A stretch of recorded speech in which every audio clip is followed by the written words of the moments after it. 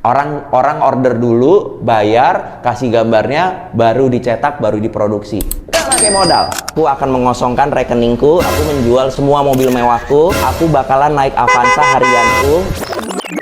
Ini model bisnis nomor 1 teman-teman adalah produk fisik. Jadi aku akan ngebahas kurang lebih 5 jenis produk fisik yang teman-teman bisa bikin bisnisnya dengan modal 0. Kita langsung masuk aja ke nomor 1 adalah print on demand. Apa itu Mas Faisal print on demand? Jadi kita cetak setelah ada orderan masuk. Sebenarnya ini konsep aku dapetin pas aku lagi di luar negeri, pas aku lagi di US. Ada konsepnya namanya print on demand. Dia bisa cetak baju, dia bisa cetak buku, dia bisa cetak apapun. Pokoknya yang berbau-bau cetak-cetakan yang harus dicetak dulu, tapi barangnya belum kita stok. Bisa ngikutin nggak maksudnya ya? Itu adalah konsep dari print on demand. Di Indonesia udah banyak, kalau teman-teman tahu dulu ada print on demand untuk casing handphone. Itu bisnisnya adalah POD. Begitu ada orderan baru kita print. Yang aku sarankan teman-teman mau main POD, ada 2 di sini, yaitu adalah notebook dan juga phone case. Notebook kayak gimana Mas Faisal? Teman-teman menyadari nggak sih?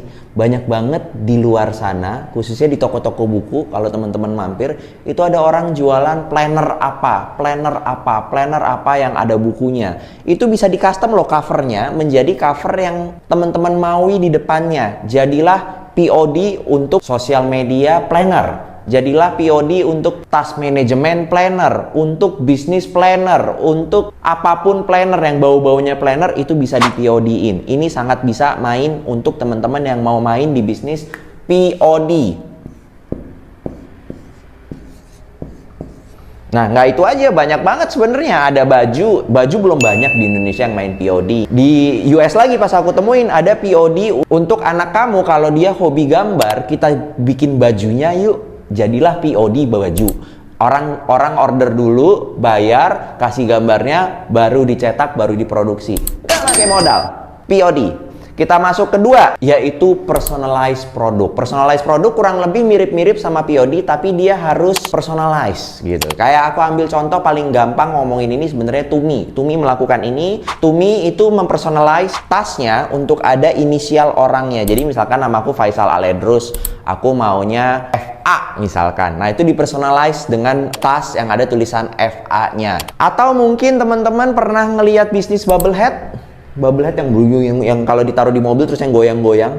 Ini aku temuin lagi pas di US, ada omsetnya jutaan US dollar jualan bubble head. Bubble headnya itu di custom sesuai dengan orang yang diinginkan. Misalkan istriku mau ulang tahun, aku mau ngasih istriku bubble head ini biar ditaruh di mobil. Bubble head aku dan istriku, kalau ada gajulukan goyang-goyang kepalanya, kirimin aku gambar fotonya atau kirimin aku aplikasi 3D-nya atau apapun itu, nanti aku cetak 3D-nya. 3D-nya ada tempat orang lain di Indonesia tuh yang punya jasa ini. Jadi kita nggak perlu punya mesin, kita jadi orang tengahnya aja yang ngurusin bubble head. Nggak pakai modal. Jadi personalize kata kuncinya kalau teman-teman mau mainin bisnis ini tanpa modal. Itu bisnis kedua kita, yaitu personalize. Personalize. Apapun yang berbau-bau personalize itu biasanya modalnya belakangan. Personalize jas, personalize kaca film, personalize apapun personalize. Kemungkinan besar itu nggak pakai modal karena dibikin sesuai dengan keinginan orang yang beli. Artinya duit masuk duluan. Yang ketiga, ini menarik banget sebenarnya. Ini agak jadul, tapi ini bahasa yang paling enak adalah overstock product.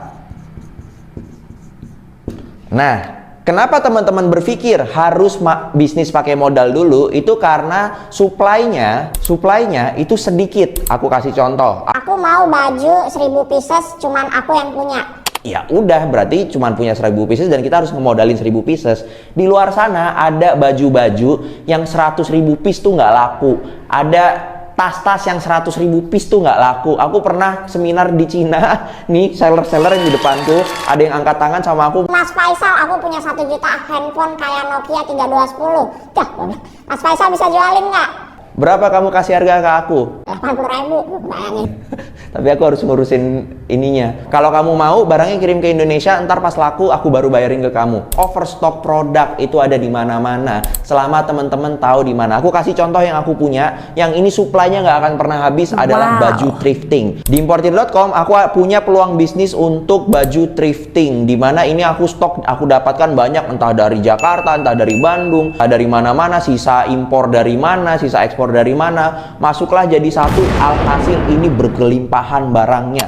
Hari ini aku dapat orderan 1000 piece, besok aku bisa penuhin. Itulah yang disebut dengan overstock. Pertanyaan berikutnya adalah gimana caranya supaya orang di luar sana membeli produk overstock ini melalui kita. Alhasil merekanya untung, kitanya untung, semuanya untung. Overstock produk. Cara carinya gimana Mas Faisal? Teman-teman bisa cari supplier. Ntar aku bantuin cari suppliernya. Kalau aku juga punya barangnya, teman-teman juga bisa ngambil untuk overstock ini. Aku taruh di dalam komunitas kita di Discord Mulai Bisnis dari Nol. Asik nggak? Oke, yang nomor 4 adalah white label produk fisik. Jadi di sini aku sangat sarankan label produk fisik. Apa ini Mas Faisal? White label produk fisik tuh pada dasarnya ada orang di luar sana, supplier-supplier yang sudah memiliki tas-tas, yang sudah memiliki baju-baju, yang sudah memiliki furniture-furniture, tapi belum dimerekin. Bahasa paling kerennya kalau diimportir adalah ini adalah OEM. Jadi kita bisa merekin produk itu menjadi merek kita. Kebayang nggak ya? Nah, ada 2 white label yang aku mau bahas di sini adalah furniture dan juga tas wanita. Nah, di sini teman-teman, aku udah nemuin supplier-suppliernya. Gimana caranya? Teman-teman ngorder dulu, teman-teman kasih merek kalian, 1 piece pun juga jalan, tapi mereknya nggak bisa neko-neko karena mereknya harus di-emboss atau mereknya harus ditaruh di dalam furniture mejanya, cuman seplakat sekecil ini. SKU-nya furniture juga beragam macam karena dibuat pada saat teman-teman order. Jadi ini menyenangkan banget. Tukang furniture-nya juga nggak puyeng, kamunya juga nggak puyeng ngestok, uangnya masuk duluan baru di order. Mungkin butuh makan waktu 3 hari 4 hari. Nah, yang kelima nih teman-teman, yang kelima adalah rental. Ini menarik banget. Aku berkali-kali ketemu orang di importir yang bisnisnya rental. Ada yang rental tenda, ada yang rental toilet portable, ada yang rental oksigen tabung, beragam macam. Ini aku ngeliat bisnis sangat unik sekali. Karena kamu beli sekali, itu dijual berkali-kali lipat.